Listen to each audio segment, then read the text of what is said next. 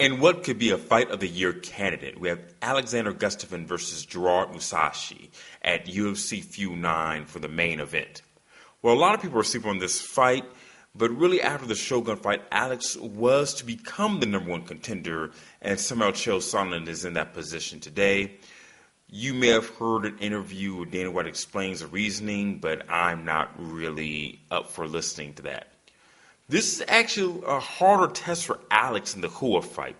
Now, one thing about Gustafsson is that he's a very tall fighter, but his reach is not actually that long compared to the other 205ers in the UFC. So he's going against another strong Iranian-born but European-bred striker and the Dreamcatcher. Now, the Dreamcatcher is coming off of a long layoff, being injured, but he's probably one of the best guys coming out of Strikeforce outside of Jacare, who he defeated in Dream for the Dream Middleweight Championship, and then for a ridiculous reason went up to heavyweight and vacated that title, thus, completely fucking the Dream organization up by doing so.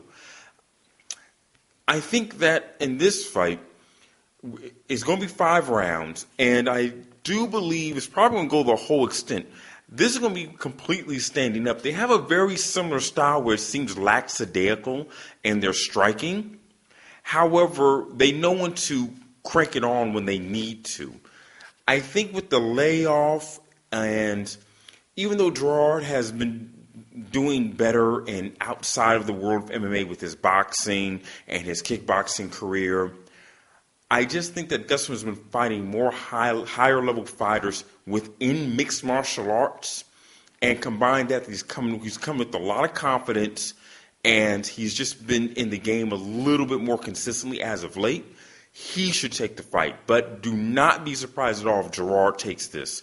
I'm really, really looking forward to it. ONE FC Lightweight Championship bout. The challenger, Shinya Aoki versus the champion, Kotetus Boku. Shinya Aoki is one of those kind of fighters that you either love or you hate.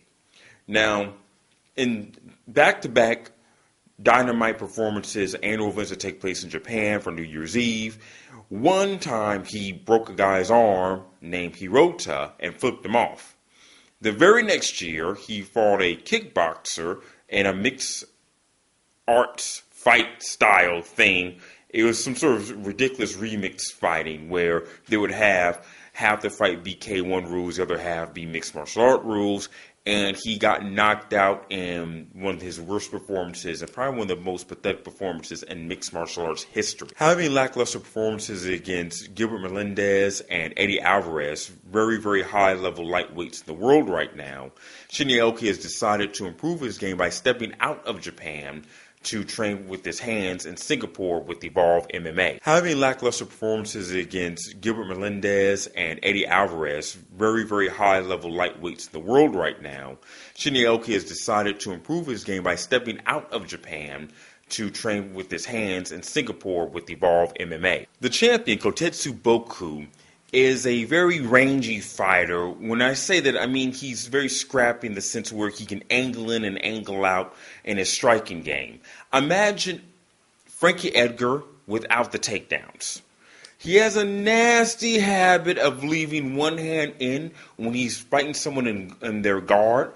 And that is just not the thing to do with someone like Shinya Aoki, whose submission game is just outstanding, as we all know. In a recent interview, Boku said that he wanted to use more kicks in his next fight, and that's thus being the Shinya Aoki fight. However, with Aoki's style, I think it'd be actually more advantageous to Boku to use just his straight hands and move backwards or circle out, because Aoki's takedowns are not like traditional single or double legs. He usually uses like a judo grip and glues himself onto his opponents and then take him down.